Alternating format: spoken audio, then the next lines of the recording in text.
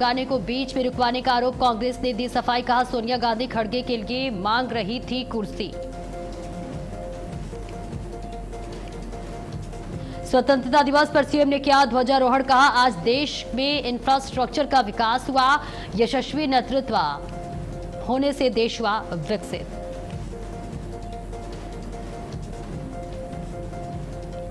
अस्सीवें स्वतंत्रता दिवस के अवसर पर भारत अपडेट के एमटीएन एडिटर इन चीफ विवेक पाठक ने किया ध्वजारोहण, बतौर मुख्य अतिथि राहुल सिंघई हुए शामिल, चैनल की डायरेक्टर दामिनी मौहर भी रही मौजूद। रांची में छात्र आंदोलन का 22वां दिन आज, छात्र नेता देवेंद्र नाथ महतो से धक्का मुक्की का आरोप, बोले मारपीट कर मेरी आवाज को दबाया नहीं जा सकता।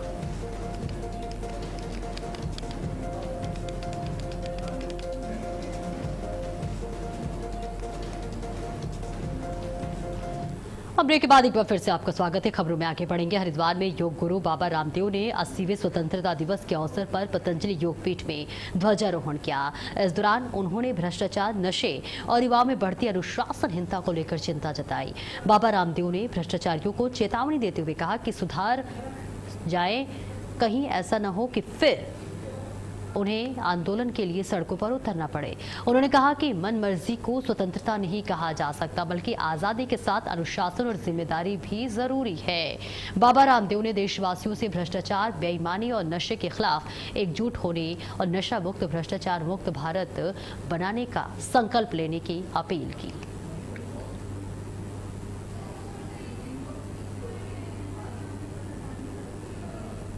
जान आदि में उपवास करते हैं, जैसे हम जन्माष्टमी को, शिवरात्रि को उपवास करते हैं, ऐसे ही उपवास करें और राष्ट्र की आराधना करें कि हम सब मिलकर के एक महान राष्ट्र बनाएंगे।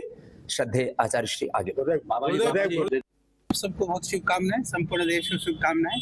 श्रद्धेय स्वामी जी ने बता दिया है, देखिए जब तक अपनी संस्कृति, अपनी चिकित्सा, शिक्षा, स्वास्थ्य, इन व्यवस्थाओं को हम ठीक नहीं करेंगे, जब तक देश के अंदर भ्रष्टाचार, अनाचार, दुराचार, ये जो विकृतियां हैं उसको दूर नहीं करेंगे, जब तक देश के अंदर पक्ष और विपक्ष के अंदर घमासान होगा, जब तक छोटे बड़ों का सम्मान नहीं करेंगे, बड़े छोटों के प्रति भावनाओं को नहीं समझेंगे, तो देश की उन्नति, समृद्धि अवरुद्ध रहेगी और यह देश विश्व गुरु बनने से बचेगा। तो कांग्रेस अध्यक्ष मल्लिकार्जुन खड़गे के हल्द्वानी दौरे के बाद उत्तराखंड की सियासत में बयानबाजी तेज हो गई है।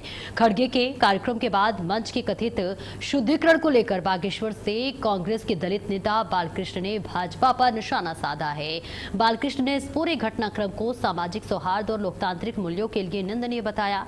उनका कहना है कि किसी राजनीतिक कार्यक्रम के बाद मंच का शुद्धिकरण किया जाना सिर्फ एक व्यक्ति के सम्मान का सवाल नहीं, बल्कि सामाजिक बराबरी की भावना पर भी सवाल खड़ा करता है।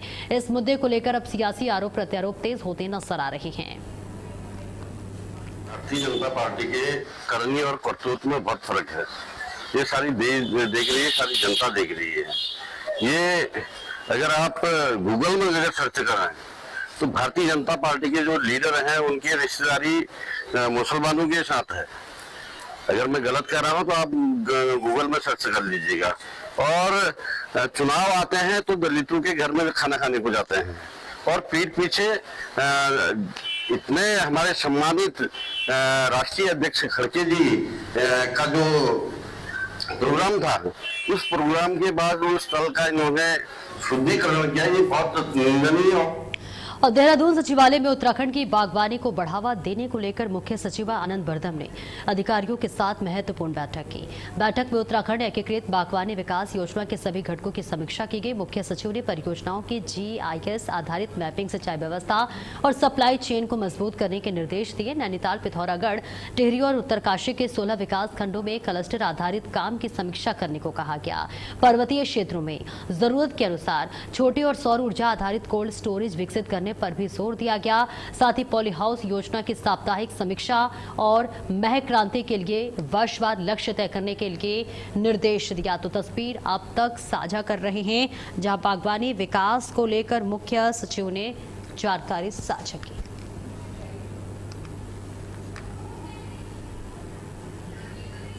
और देहरादून में मंत्र चिकित्सा पर शोध को लेकर महत्वपूर्ण संगोष्ठी आयोजित की गई। उत्तराखंड संस्कृत संस्थान और श्री महेंद्र इंद्रेश अस्पताल के संयुक्त तत्वाधान में हुई बैठक में मंत्रों के प्रयोग, प्रभाव, उच्चारण की शुद्धता और निर्धारित विधि नियमों पर विशेषज्ञों ने चर्चा की।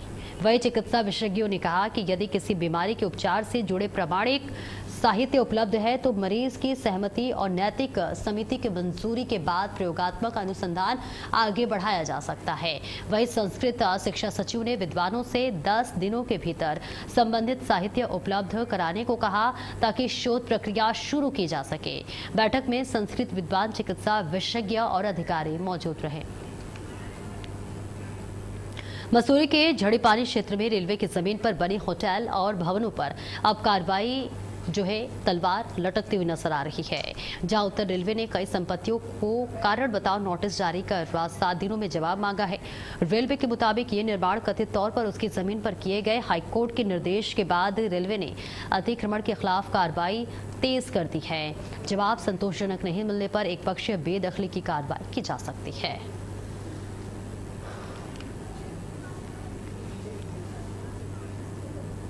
ये फोटो खींच के ले गए सब लोगों के, तो हम लोगों ने रात में भी विरोध करा कि आप दिन में आइएगा। तो अभी उनको दिन में बुलाया तो मतलब बुलाया नहीं, अपने आप दिन में आ गए हैं। अब ये हमसे ही हमारे नाम से पूछ रहे हैं और हम ही से ये हमारे लिख के ना चुपका रहे हैं नोटिस। अगर इनके पास नोटिस का बात है, इनको कोर्ट से आए तो कोर्ट तो नोटिस बाकायदा नाम के साथ भेजेगी ना। इन्होंने कोई भी नाम नहीं लिखा है, ये सबसे एक एक घर से नाम पूछ रहे हैं मालिक लोगों से और उसी को चुपका दे रहे हैं। तो इन्हें नोटिस का ये इनको कोई पेपर नहीं है। ये बोल रहे हैं एडीएम सर ने बोला है, एडीएम सर ने अगर बोला है तो फिर डीमार्केशन की क्यों बोला? मैं यहाँ पर पिछले 50-60 वर्षों से रह रहे हैं हम लोग यहाँ पर, और आज पहली बार जो है रेलवे के कुछ कर्मचारी और कुछ पुलिस वर्दीधारी जो यहाँ पर आए हैं और यह नावत से यहाँ पर सरकारी प्रॉपर्टी पे अपना नोटिस लगा के चले गए हैं और ये कह रहे हैं कि ये सरकार की रेलवे सरकारी भूमि, जबकि हमें मालूम है कि हम जब से यहाँ पर रह रहे हैं तब से ये उत्तर प्रदेश सरकार की, उसके बाद उत्तराखंड सरकार के वर्तमान नगर पालिका मसूरी की प्रॉपर्टी है। और ये मना करने के बावजूद भी अपना नोटिस देने जा रहे हैं, ये अच्छी बात नहीं है और यह नावत से दबाव बना के लोगों को प्रताड़ित करने को। हरिद्वार के कांगड़ा घाट पर गंगा के तेज बहाव में 2 महिलाएं फंस गई। पैर फिसलने के बाद दोनों महिलाएं तेज धार में बहने लगी और डूबने का खतरा पैदा हो गया। चीख पुकार के बीच मौके पर मौजूद एसडीआरएफ की टीम ने बिना समय गंवाए रेस्क्यू ऑपरेशन शुरू किया। तो एसआई पंकज सिंह खोराला ने नेतृत्व में जवानों ने तेज बहाव के बीच कड़ी मशक्कत करते हुए दोनों महिलाओं को सुरक्षित बाहर निकाल लिया। रेस्क्यू के बाद दोनों को मौके पर ही प्राथमिक उपचार दिया गया। और इसी के साथ इस बुलेटिन में इतना ही। खबरों का सिलसिला लगातार जारी है।